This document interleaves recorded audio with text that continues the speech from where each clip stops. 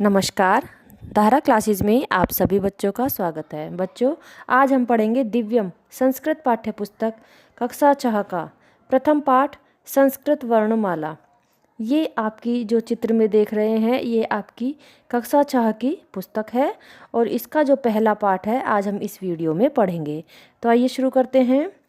वर्णमाला का अर्थ है वर्णों का समूह। वर्ण किसे कहते हैं? अक्षर। और समूह माला, अक्षरों की माला। वर्ण भाषा की सबसे छोटी इकाई होते हैं। इन्हें दो भागों में बांटा जाता है, स्वर एवं व्यंजन। संस्कृत वर्णमाला में 13 स्वर और 33 व्यंजन होते हैं। तो ये जो पैराग्राफ हमने पढ़ा इसमें क्या जाना कि वर्णों को क्या कहते हैं? अक्षर, और समूह को माला।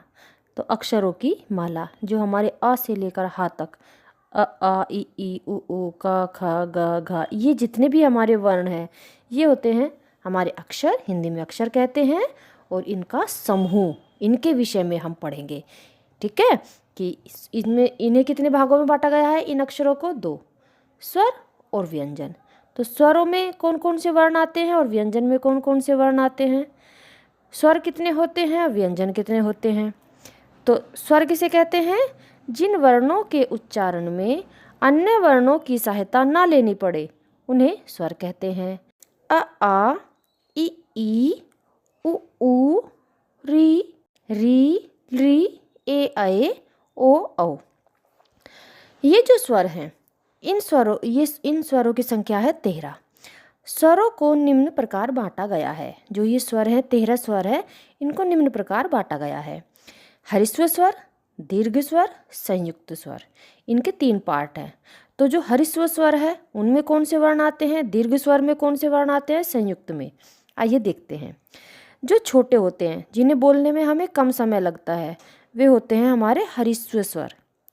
जिन्हें बोलने में थोड़ा सा अधिक समय लगता है उन्हें कहते हैं दीर्घ स्वर। और जो 2 वर्णों से मिलकर एक वर्ण बनता है उन्हें कहते हैं संयुक्त स्वर। तो हरिस्व स्वर में कौन कौन से वर्ण आते हैं? अ इ उ री री। ये जो 5 वर्ण हैं इन्हें मूल स्वर भी कहते हैं। ये 5 वर्ण हरिस्व स्वर में आते हैं। दीर्घ स्वर में थोड़ा सा जिसमें अधिक समय लगता है, आ ई उ री। ये जो 4 वर्ण हैं ये दीर्घ स्वर में आते हैं। तो संयुक्त स्वर में कौन कौन से वर्ण आते हैं? ए ऐ ओ औ। तो 2 वर्णों को मिलाकर एक वर्ण बनाया गया है। तो कैसे? आ और ई, ये जो 2 वर्ण हैं इन दोनों को मिलाकर ए वर्ण बनता है। और आ और ई, इन दोनों वर्णों को मिलाकर ऐ बनता है। आ और उ, इन दोनों वर्णों को मिलाकर ओ वर्ण बनता है। और औ औ, आ और उ से औ वर्ण बनता है। तो जो आ ई उ री ए ऐ ओ औ ये दीर्घ स्वरों में ही आते हैं। तो इसमें जो विशेष में बताया गया है संयुक्त स्वर दीर्घ स्वरों के अंतर्गत ही होते हैं। तो इनकी संख्या अब कितनी हो गई? 8। संस्कृत भाषा में 11 स्वरों का ही प्रयोग किया जाता है।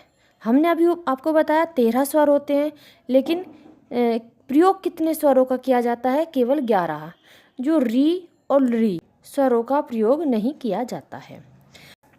आइए इससे आगे देखते हैं कि अ से कौन सा शब्द बनता है? अश्वः। अश्वः माने घोड़ा। आ से आपणा, आपणा माने दुकान। ई से इत्रम, इत्रम माने सुगंध। ई से इर्नोका, इर्नोका माने मोटर बोट। ऊ से उपवनम, उपवनम माने बाग। ऊ से ऊर्णा, ऊर्णा से ऊन। री से ऋषि, री री। ए से एकः, एकः माने एक। आई से ऐरावत, ऐरावत हाथी। ओ से ओष्ठः, ओष्ठः माने होंठ। औ से औषधम, औषधम माने दवाई। हमने क्या जाना कि स्वर 13 होते हैं लेकिन 11 स्वरों का ही प्रयोग किया जाता है। व्यंजन 33 होते हैं और जो स्वर होते हैं उन्हें 3 भागों में बांटा गया है, हरिस्व स्वर, दीर्घ स्वर और संयुक्त स्वर। हरिस्वर स्वर में कौन कौन से वर्ण आते हैं? अ, इ, उ, रि, री। और दीर्घ स्वर में आ, ई, उ और री। और संयुक्त स्वर में ए, ऐ, ओ, औ। ये जो स्वर है ये हमारे जो 3 पार्ट हैं इनमें अलग अलग डिवाइड हो गए हैं। अब है व्यंजन। जिन वर्णों के उच्चारण में हमें किसी स्वर वर्ण की सहायता लेनी पड़े उन्हें व्यंजन कहते हैं। देखो स्वर में हमने क्या बताया था? जिन वर्णों के उच्चारण में अन्य वर्णों की सहायता ना लेनी पड़े उन्हें स्वर कहते हैं, और जो सहायता लेते हैं उन्हें व्यंजन कहते हैं। ठीक है, तो इसमें जो वर्ग है जो निम्न है, नीचे जो वर्ग दिए गए हैं 5 वर्ग, और नीचे ये जो का से लेकर हा तक वर्ण है इन्हें ये है व्यंजन वर्ण। इन्हें वर्गों में बांटा गया है। वर्ग 5 होते हैं, संस्कृत में वर्ग 5 होते हैं, हमें ध्यान रखना है। क, ख, ग, घ, अंगा, च, छ, ज, झ, इया, ट, ठ, ड, ढ, ण, त, थ, द, ध, न, प, फ, ब, भ, म, य, र, ल, व, श, स, स, ह।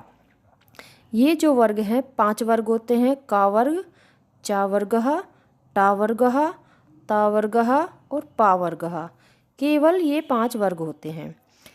जो 5 वर्ग होते हैं व्यंजनों को 3 भागों में बांटा गया है। स्पर्श व्यंजन, अंतःस्थ व्यंजन, ऊष्म व्यंजन। ये जो 5 वर्ग हैं का से लेकर मा तक, ठीक है, इनमें जितने भी वर्ण आते हैं वो स्पर्श व्यंजन में आते हैं।